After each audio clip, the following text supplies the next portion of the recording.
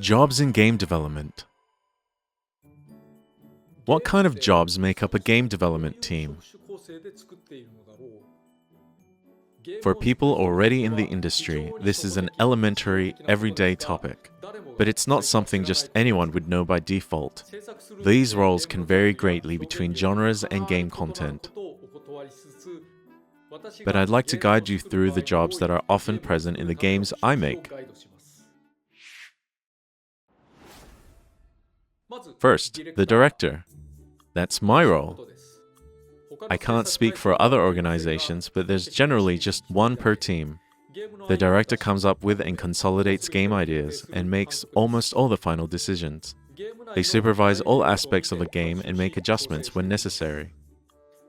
If the director conceived the vision of the game, they might also be called the game designer. Next, we have planners. In short, they turn the director's ideas into design documents and distribute them to the team. These documents can also be called spec sheets and contain detailed information about how the game should be programmed. Planners have diverse responsibilities and are involved in almost all facets of a game. They have to manage teams, balance gameplay, supervise testing, and sometimes write programming scripts that work outside of the game code. Programmers. Programmers write the code that makes the game work.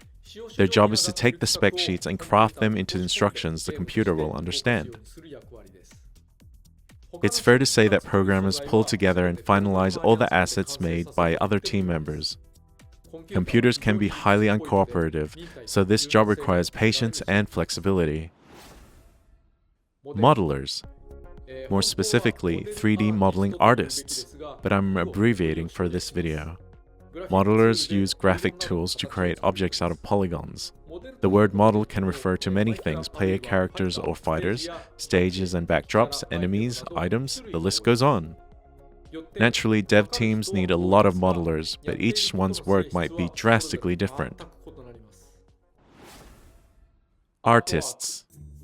Artists create 2D artwork, such as fighter illustrations and the like. The job calls for a different skill set than that of a 3D modeling artist. But some people are capable of doing both jobs, so the lines can be a little blurry. Animators. Animators create the animations that make the models move. The job is more than just creating realistic movement. Animations need exaggeration, variety, smart posing, and a style of movement that serves the goals of the game. It depends on the genre, but animation teams are often quite large. There are also character riggers who create the underlying skeletons for animation. Effect designers. Effect designers are in charge of on-screen visual effects, dash clouds, hit effects, blade trails, flames, lightning, and anything else that covers the screen. All of it needs to be designed with impact and believability in mind. This job requires a slightly different animation sensibility from other artists' roles. Sound designers.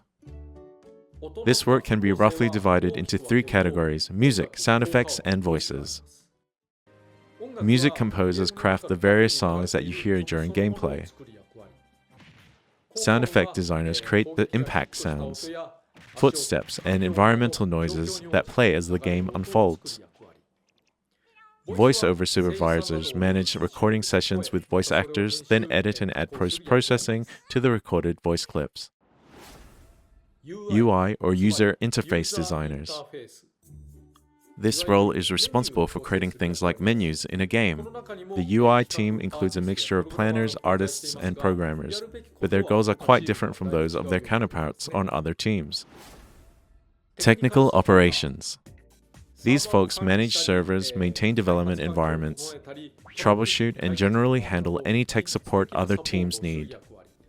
Even though their contributions aren't often seen by players, they're truly indispensable. Managers. Their job is to do whatever it takes to keep the team running smoothly. Things like managing the schedule, identifying and resolving developmental hiccups, assigning personnel, and making sure everyone abides by company rules. This job also includes support tasks like office upkeep and procuring hardware. Playtesters. They playtest the game and point out any issues or areas that need tuning. That feedback is then closely examined by the planning team. With competitive games especially, playtesters need the appropriate skill level and the perseverance to just keep playing. Bug testers. Just like playtesters, these people play the games a lot, but their role is focused primarily on finding bugs. After they write up a bug report explaining how to reproduce a bug, a manager assigns it to the appropriate team who takes over until the bug is fixed. Footage specialists. Separate from the testing teams, we also have people who specialize in capturing footage for fighter reveals and the like. Since the in-engine footage was put together by our own team members, I like to think we got some extremely high-quality movies for Smash Bros. Ultimate. The game industry also includes PR, sales, and production jobs, but some may not consider those to be dev roles, so I've left them out for now. And many dev teams are divided into sub-teams such as characters or stages. But I've opted to just focus on the jobs themselves this time. Each sub-team tends to comprise a varied mixture of these professions. The fighter team, for example, has planners, programmers, modelers, artists, animators, effect designers, and sound designers, many different roles all working together. And of course, the director is part of just about every sub-team. The director supervises every facet of the game and oversees adjustment after adjustment until it finally reaches release quality. All of these roles need to work in tandem, because nothing would get done without mutual understanding. Objectives and goals should be shared with everyone, so the entire team can move forward together.